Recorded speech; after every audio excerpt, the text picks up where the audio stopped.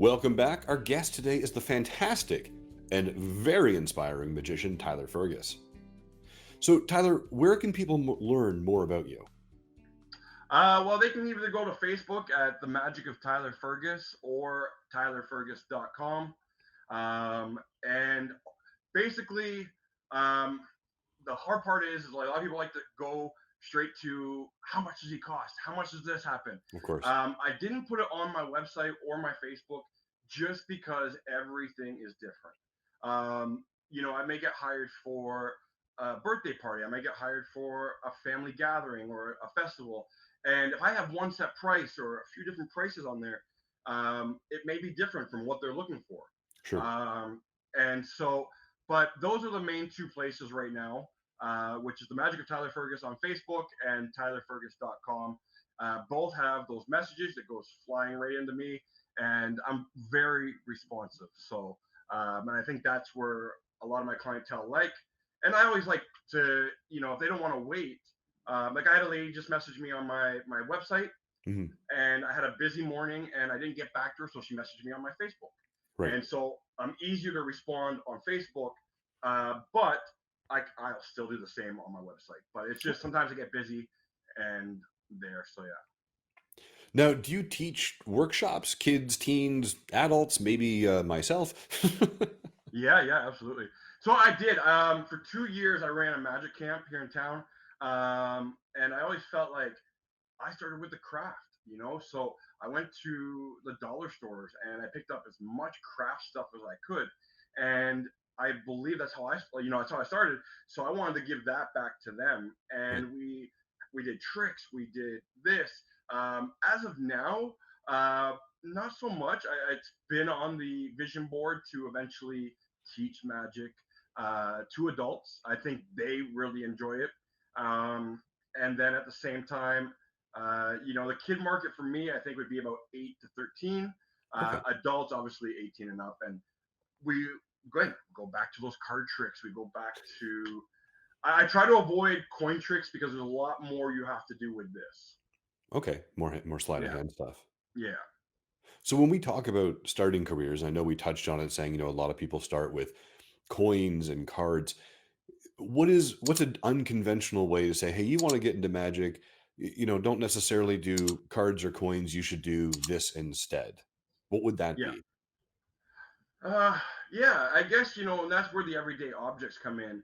Um, go to the local library. You can go. There is a magic store in Toronto called Browser's Den of Magic. Um, and so for me, I got to go there when I was about 13 years old, and you feel like a kid in a candy store, and you know everything, and then you realize, okay, I don't know everything, Wow. and but yeah, you want to start if you're a visual learner like me. The videos are Okay. great. I know today in today's world, social media, YouTube, it's very easy. But anybody as a magician, you want to support the creator. So there might be people knocking off a trick, but I always recommend go pick up a book at the library, go to a magic store, and pick up the actual trick. It may not have to be a card trick or this. You can do something with flowers or cards, or even if you like math. There's lots of math tricks out there, and I think the more you just keep doing it. And Mhm. my motto has always been: if you play sports, if you do any extra activities, magic is almost the same. You keep practicing. If I'm using a stir stick from a coffee shop, or you have to learn a special dance move, just keep doing that dance move, keep doing that Until, yeah. coffee stick. And that's kind of where I spent. And I've always put a joke. I said, hey, if you always want to be like me, just spend 8 hours in the basement, and uh, and then that was it. Because again, I never really went out a lot because I spent most of my time watching 6 or 7 hours of magic.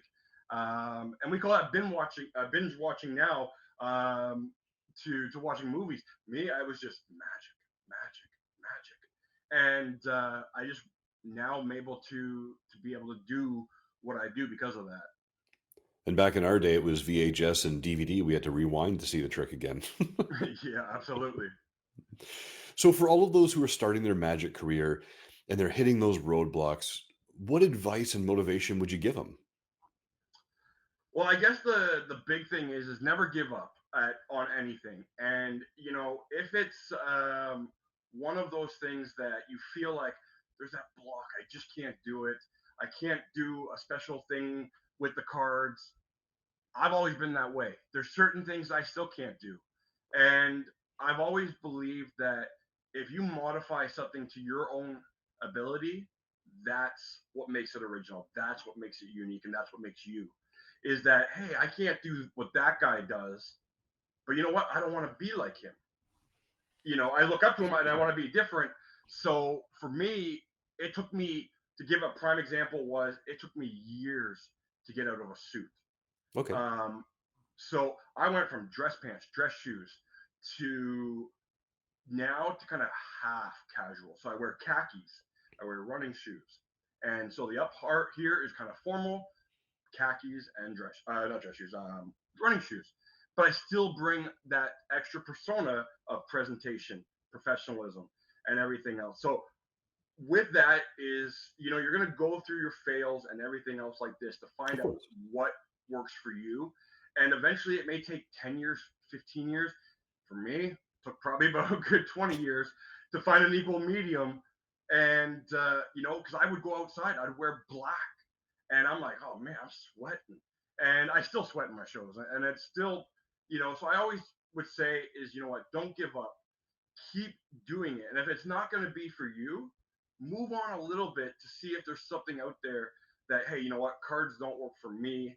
I need to use something like Right. sunglasses. I need to use something like the coffee stick, and so there's always options out there to be able to take an item or take a thought or all these things and say, hey, you know what? I can do that because I learned this a couple of years ago, and now I can make this coffee stick disappear.